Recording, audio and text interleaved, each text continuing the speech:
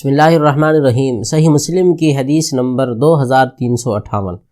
رسول اللہ صلی اللہ علیہ وسلم نے ارشاد فرمایا کہ 1 دینار وہ ہے جو تم اللہ کے راستے میں خرچ کرتے ہو۔ اب اللہ کے راستے میں فی سبیل اللہ کی بہت ساری صورتیں ہیں۔ کسی مدرسے میں تم بھیج دیتے ہو، 1 دینار تم مسجد کے امام صاحب کو دے دیتے ہو، یا فی سبیل اللہ میں یہ ہے کہ تم 1 دینار مسجد میں لگا دیتے ہو۔ اب اس مسجد میں جو بندہ لگاتا ہے، مسجد میں 1 دینار، 1 اینٹ اگر کوئی لگائے تو رسول اللہ صلی اللہ علیہ وسلم نے فرمایا اللہ اس کے بدلے میں جنت میں اس کا محل بنا دیتی ہیں۔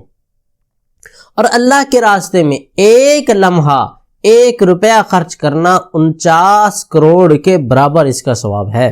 49 کروڑ روپیہ خرچ کرنے کے برابر ثواب ہے۔ تو میرے آقا کریم کا ارشاد سنیے، آپ نے فرمایا 1 روپیہ وہ ہے، 1 دینار وہ ہے جو تم اللہ کے راستے میں خرچ کرتے ہو۔ نمبر 2، 1 دینار وہ ہے جو تم کسی مسکین کو صدقہ کر دیتے ہو، کسی مسکین کو کھلا دیتے ہو جس کے پاس کھانے کے لیے نہیں ہے، جس کے پاس پہننے کو کپڑا نہیں ہے، تم اسے 1 دینار دے دیتے ہو کہ میاں یہ لو اپنے کھانے پینے کا انتظام کر لو۔ تو یہ اتنا اونچا عمل ہے جس کے بارے میں دیگر احادیث میں آپ صلی اللہ علیہ وسلم نے ارشاد فرمایا، جس نے کسی مسلمان کو پانی پلایا اللہ جنت کے نہروں سے اس بندے کو پانی پلائیں گے۔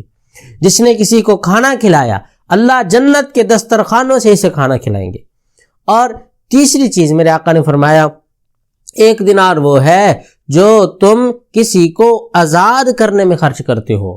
کسی غلام کو آزاد کرنا یہ اتنا اونچا عمل ہے، اتنا اونچا عمل ہے، جو اس کسی کو آزاد کرتا ہے اللہ اس بندے کو جہنم سے آزاد فرما لیتے ہیں۔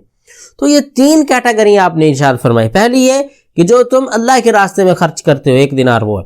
دوسرا دینار وہ ہے جو تم کسی مسکین پر خرچ کرتے ہو، اور 1 دینار وہ ہے جو تم کسی غلام کو آزاد کرنے میں خرچ کرتے ہو۔ تو دیکھیں یہ کتنے اونچے عمل ہیں۔ اور آپ صلی اللہ علیہ وسلم نے فرمایا 1 دینار وہ ہے تو تم اپنی بیوی بچوں اور اہل و عیال پہ خرچ کرتے ہو۔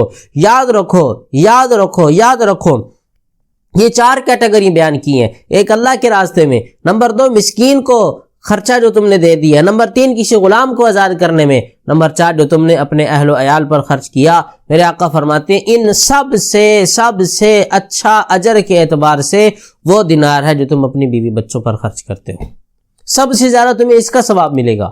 تو اس لیے آج بہت سارے لوگ دین سے دور ہو رہے ہیں، بظاہر دین کے قریب ہو رہے ہیں کہ بظاہر ہم جی بہت دیندار ہیں، لیکن ان کے بیوی بچوں کے پاس کھانے کا کچھ نہیں ہے، اس کی بیوی کے کپڑے پرانے ہیں، اس کے بیٹے کا اچھا لباس نہیں ہے، اس کا اپنا اچھا لباس نہیں ہے، اور اس نے اپنی بیٹیوں کو حصہ نہیں دیا، لیکن باہر وہ صدقہ خیرات کر رہا ہے، باہر میلاد کر رہا ہے، باہر محفل نعت کا انعقاد کر رہا ہے، مسجد میں چندہ دے رہا ہے، مدرسے میں دے رہا ہے، صدقہ خیرات کر رہا ہے، قربانی کرے، قربانی بھی ایک فرض ہے وہ کرے، زیادہ نہ کرے، مسجد میں بھی دے فلاں، لیکن اپنے بیوی بچوں پر خرچ کرنا اس کو بھی ثواب سمجھیں، اس کو گناہ نہ سمجھیں۔